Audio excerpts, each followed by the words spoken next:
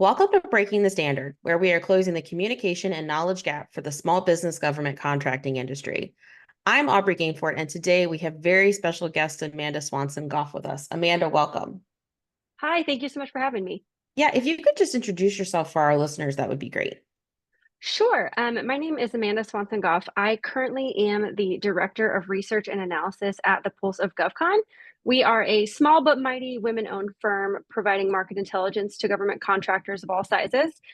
Previously, I have been a little all over the place. I started my career at the Professional Services Council, took a foray into education policy, came back to GovCon, and now I'm actually completing my doctorate this spring in organizational learning. So it's been anything but linear as far as my career has progressed.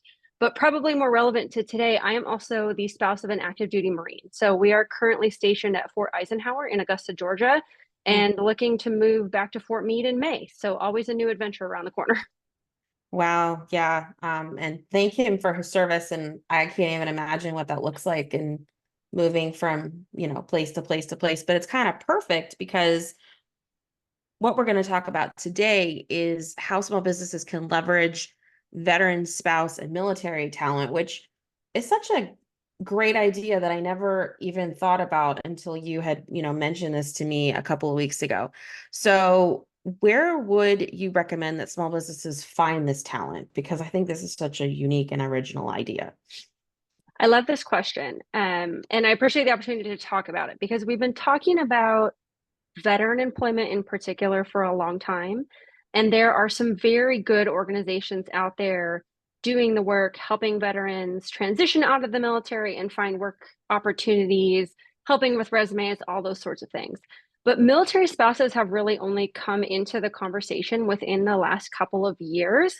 I would say, even in the span of my career, I've seen conversation really pick up about military spouses, their employment challenges, and how we get them more involved in the labor market. As far as finding military spouses, surprisingly, for a lot of people, we really are everywhere. You may have a military spouse in your company that you don't even realize is a military spouse, particularly if your company has kind of a dispersed workforce. But if you are hearing me talk and thinking, okay, maybe I should look into this a little more, LinkedIn is a great place to start. There was an old adage, even when I was fresh out of graduate school, that being a military spouse is a deficit. You absolutely should not tell your employers. It will make it harder for you to get hired. And in the last 2.5 years, military spouses have really started to kind of flip the narrative. A lot of us have it in our LinkedIn bio, our headline. So the first thing you see when you pull up my LinkedIn profile is military spouse. So we're starting to be a little more out and vocal about it. And that's a great place to start looking. You can just type in military spouse on LinkedIn and you'll pull up a whole bunch of information. There's also a couple of other organizations that do a lot of work with military spouses as well. One of which in particular is Hiring Our Heroes. So they do, of course, work with veterans, but they also provide support for military spouses. The Syracuse Institute for Veterans and Military Families, they provide a lot of career opportunities for military spouses and are constantly looking for employers to make connections. So there's a number, that's just two of the few. But there are also organizations out there that are looking to connect employers with this community outside of informal places like LinkedIn.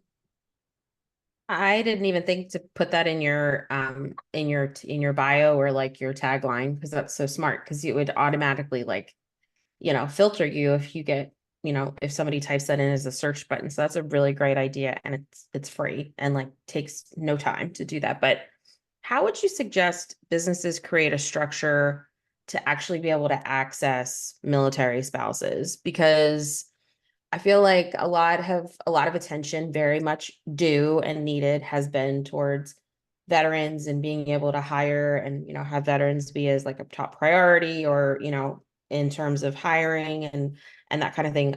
I'm speaking from the government side. I don't know what it's like in private, but I know for the government, if you're a veteran, you're automatically put to the top of the list and they start looking at ways that they can get you a job. So if a company is not familiar with how to maybe find that kind of talent or where to even start to like structure their company and then like add to that like where do they start from there, I guess, is my question, because I'm trying to even like envision this in my brain and I don't know how they would do that. That's a great question. I think really the first step is to be very intentional and thoughtful about the way you write your job postings. So you have a role that you're looking to fill. We've all seen them on LinkedIn or on big career pages for various companies. But a lot of times I will to actually to can I start that over? I'm so sorry. Um, Yep, not a so problem. Not a problem. Go right ahead from there. um, so really it's about being intentional with the way you write your job listings as the starting point. Spouses are looking, we will find you, particularly because we move so often. We do a lot more job searching than your average person simply because we're being picked up and moved every, it could be as often as 18 months. Our stint down here is less than 8 months. So I'm thankfully not in that position, but if I were, that'd be a pretty quick turnaround. So we're out there, we're looking. The problem that I've seen a lot of when you're looking at job listings in particular is the posting will say, absolutely no telework of any kind, or expect 75% travel, or some of these really extreme criteria that they're putting on the position, which in some cases may be necessary. If it's a traveling sales job, obviously you might be doing 75% travel. But I have heard stories and seen examples where folks put that in thinking, oh, it's not going to be anything like that. And oh, we're thinking more flexibly. But if something crazy happens or something comes up, we want this person to be ready for that sort of schedule. But what you're doing when you do that is you're discouraging folks from even taking a chance on the position and having the conversation because we're looking at it saying, we can't accommodate that. My husband, in particular, works in a SCIF, a secret classified facility, all day long. So if one of the kids at daycare is sick, they don't call him, they call me. Never mind that I also am working full time. We're used to being the default parent. So we're looking for opportunities that are going to give us a little more flexibility, even if we're going into an office all the time. Hey, my kids are homesick today. Can I take some meetings from home and make that work? So it's all about being really thoughtful in how you're even writing those position descriptions so that when we're scrolling through pages and pages and pages of LinkedIn listings, we're seeing things and we like your mission and we like the job and we think, okay, there's some room here where I could maybe make this work. And they seem really open to the conversation. I think openness is probably the biggest thing, is just showcasing that you really are okay with talking about other ways to make the situation work and what that could look like that isn't necessarily a traditional 8 to 5 in an office 5 days a week. That kind of jumps to my other question. So I guess I'm going to ask you this first because you were starting to talk about this is what suggestions do you have for small businesses to be military friendly if they're not already military friendly? And what does that look like? And you're talking about it a little bit in like the job description, but what would that look like for you? And I know that you have that now. And what would that look like if you were to give that suggestion to a small business that could really use this as an additional resource? Sure. Yeah, I think it comes down to two things. The first one is be flexible. COVID, I think, taught us a lot about what does and doesn't work in the workplace. And I think it surprised a lot of folks that productivity actually went up in a lot of cases when folks were able to work from home and kind of create their own schedules. Now, do I imagine a world where everything is telework or everything is hybrid? Absolutely not. I I do think there's a lot of benefit in being in an office and having those interactions and going to conference meetings and all those sorts of things. But is it necessary to be in the office 5 days a week on a set schedule? Even if you're at home, we're watching your clicker from 8 to 5 and you have to be at your computer and show active. These are the things that I hear from friends, from even from peers who aren't military spouses, is these sorts of policies where they really want to see that you are working from 8 to 5. Now, I would be remiss if I didn't shout out the Pulse and Lisa and Amber. They have this down to an art. So we have a morning stand up every day at 8. Sometimes it's a 5 minute meeting, sometimes it's a 30-minute meeting, sometimes it's just 75% catching up with each other and telling stories from the weekend and talking about the kids being crazy and just kind of getting that social time. Other times it's really down to business. But we have that meeting every day. And then after that, our time is really our own. So we know what we're responsible for, we know what meetings we have. I leave every day at about 3:30 to go get my kids, which is much earlier than I'd be able to leave in an office. And then, I put the kids down at 7 and I might log back in and finish a report or answer a few emails. I'm able to really take time when I have time. And it's never an issue.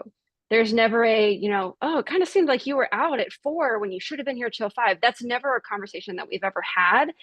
And it makes it much easier to balance. My husband's unavailable. We have 2 young kids. There's just life that's happening. I told you when we started that my laundry machine is running in the background. We're picking up groceries. Like life doesn't stop just because we're at work. So being able to come and go when we need to, as long as we're getting our stuff done, it doesn't really matter. It gives us that flexibility. The other thing I would say is to be willing to be creative and think outside of the box, particularly when we think about the amount of moving that military spouses do. So when I moved down here to Georgia, our tax situation is very complicated because I live in Georgia. The Pulse is headquartered in Virginia, but we pay or don't pay state taxes in Texas because that's my husband's residency. So taxes get a little messy. And I had a phone call with Lisa and she said, "Where are we supposed to file your taxes?" And I said, "Well, technically, you don't have to file state taxes for me because Texas doesn't have state income tax." But her accountant, it was a 10, 20-minute phone call with the accountant to say, "Here's the situation. Can we get set up in Georgia to do what we need to do?" And she was willing to kind of be creative and figure out what that solution looked like so that I could stay on board and keep doing what I'm doing. So that's just one example, but it might be you have a spouse that's moving and they've been in the office and you like having them in the office, but you don't want to lose them. So can they transition to remote and then maybe come for a week once a quarter to do in-person meetings? Start to be creative in what that solution might look like. Just because you can't always see us physically in front of you doesn't mean we can't be an asset. So you have to be willing to think outside the box a little bit to find solutions that work for everyone. But I can guarantee it's never going to be something outrageous. Even I have a friend right now who's living in Dubai working for American-based companies. And so she shifts her hours based on when she has meetings here and when she's awake there. And it hasn't been an issue. So as long as you're willing to be flexible and be a little creative, you really can kind of tap into this talent pool and use it to your advantage. It doesn't surprise me that the Pulse does this so well. They're also one of our sponsors if you haven't listened to an episode before, and they're wonderful.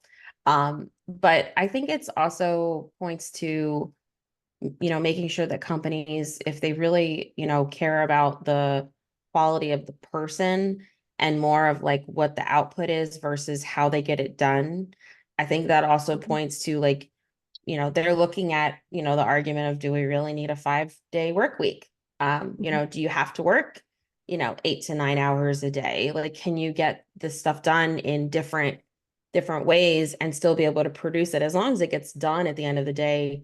In my opinion, I don't really think it matters how long it takes someone to do it, but I think you points to also the fact that like small businesses that are very up on, making sure that your family and your at home life is supported and taken care of will probably attract more people and keep more people, which is always a concern, especially when you're small. So I love all of that. I mean, and if you're remote, you don't have to pay for them in the office. You just have to worry Right. about wherever they are, making sure that they're taken care of and they have a laptop and a cell phone and they're good to go. So I mean, I think that's just wonderful. But I guess, do you think that this is an untapped asset, like or talent, like, because I'm trying to think of like why people haven't done this already, like why this is, because this is like an entire group of people,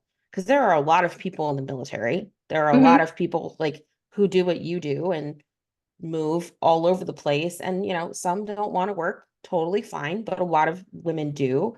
And it's kind of mind blowing to me that like this hasn't shown up more. But do you think, like, since you are a military spouse and you work, remotely for a company that's woman owned and very supportive of this flexible schedule.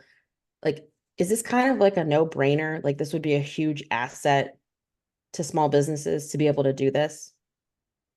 I absolutely think so.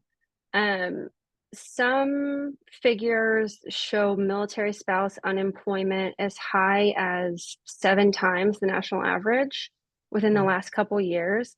So we're talking a very highly educated population, nearly a third of which is unemployed. The other issue is beyond unemployment, underemployment. Because of the moving and the amount of back and forth and the career interruptions, a lot of spouses, men and women alike, have a hard time getting through the door for positions that are actually commensurate with their experience and education. A lot of places will kind of make them start over. So they have a really great job at one duty station, they get picked up and moved to North Carolina. And now in this new job, they're essentially starting from scratch. It happened to a friend of mine who's a special education teacher, and she has a master's degree in special education. She's been doing it for a decade. When they got stationed in North Carolina law said that she had to do I can't remember what they call it, but it's essentially a year where she has a mentor over her. Well, the young woman who was her mentor was 2 years out of school. And this friend of mine is 7 years into her career with a master's degree. So it's those sorts of issues that start to compound over time. I think there's a lot of reasons for it. There are absolutely misconceptions about the military spouse community, that we're unreliable, that we don't need to work. I find that very interesting. A lot of people think, they see the news about military pay raises. And if they have friends who are military, they know about our housing allowance. So they think certainly they have enough money, they don't need to work. That's not an issue. Um, in some cases, that's true. If you get to certain ranks, they make enough money that they don't have to work, they have that opportunity. For some of us, we just want to work. I would go crazy sitting at home doing nothing. Um, the other thing that I found really interesting, particularly when I was doing my doctoral research, is that the American family now is really moving towards being heavily dual income. So your typical American family, much more so than when I was growing up, I was raised by a stay-at-home dad while my mom worked full time. Families need both parents to work. Well, more than a third of military families will tell you that we can't find childcare that's adequate to support us going to work. Because if you've had to put kids in childcare wait lists, they're months and years long. So you either can't get in, or your only option is the childcare that's $700 a week per child. So now you've got a mortgage payment and a half on top of your mortgage payment. So the support structures just aren't there, which is where the flexibility really comes in. We are fortunate that we've been able to find really great childcare wherever we've lived. But in the event that they have to be home, I also have to be home. It's just not an option. Somebody's got to watch the kids, which isn't a uniquely military problem. But what I think is unique about it is the sort of kind of the idea of the default parent. It's much more profound in the military community simply because the military just doesn't have that sort of built-in flexibility. And in most cases, they can't. That's just the reality of it. But when that burden falls entirely on one spouse, it gets a lot harder to maintain the balance and maintain the career and kind of do all the things at once. I never thought about that. I mean, having a child in daycare as well, like I don't know how people did it during COVID when they had their kids home with them all the time and had to, do the online education and, they all ripped their hair out. And when they went back, it was like, starting all over again. But I mean, it's kind of I just think if you're able to get your work done and you have to take a couple of hours between, when you pick them up and when you bring them home, because you're not even going to be able to give your full attention anyway, because they're running all over the place doing, who knows what. So I just think it's such an interesting idea. And you said something about either having to start over or looking at positions that maybe match up with their education or their experience. And I think sometimes this happens everywhere where they see specific words and they're like, well, I don't have that. or Mhm. I don't know. And I had talked about this a little bit and I want to talk about it more. And I'm sure we could probably do a whole other episode about this, is that just because it doesn't specifically match what you think you're capable of, you probably have skills that are very, very applicable or transferable to whatever they're asking or looking for in their job description. Because if you're already able to be basically a PM to manage your family and your kids and Mhm. moving from wherever you're going to wherever you're going, I think it's just being able to like have that conversation and not, hopefully not have an employer be so ironclad in the description to be able to say, oh, you could actually, really, offer a lot here. And so I thought about that when you were talking about, women that have had to unfortunately start over or kind of take a couple steps back, because it's like that's not okay either. But I could probably ask you about this all day, but I'm going to ask you the two questions that I ask everybody that I have on the show. Is there any advice if there was any advice you would give to the small business government contracting industry, what would it be?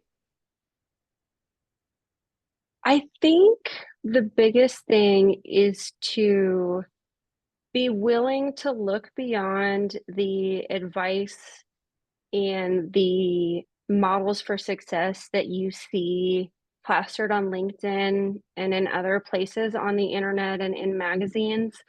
Um, what's going to work for a multi-billion-dollar corporation isn't going to work at a small business in most cases. And to your advantage as a small business, you're able to do things that larger entities can't.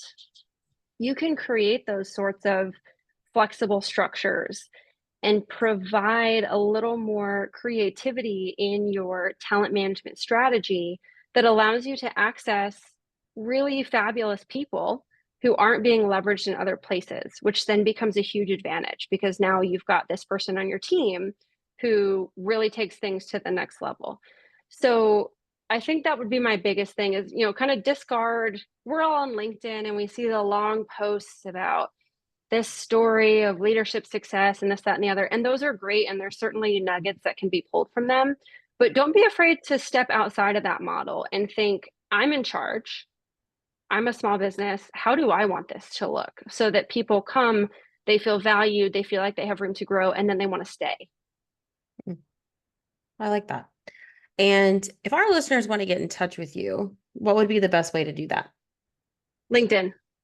I am on LinkedIn all the time. You can find me Amanda Swanson Goff. I'll pop right up. You can also find the Pulse of GovCon. We always joke that if you get one of us, you get all of us because we are only a team of four. So even if you can't find me, but you can find Amber, Lisa, or Haley, they can also get you to me. So that's a good place to start. I will make sure to link Amanda's LinkedIn profile and the website to the Pulse of GovCon in the show notes, so that if you need anything from either of them or you want to ask a question, please don't hesitate to. And if there's something that you've heard us talk about on the show, or there's a topic that you're dying for me to cover that I haven't yet, please shoot me an email at breakingthestandard@gmail.com. Make sure to follow us on LinkedIn, go listen to the show on Apple and Spotify, and subscribe to our new newsletter. Until next time, bye.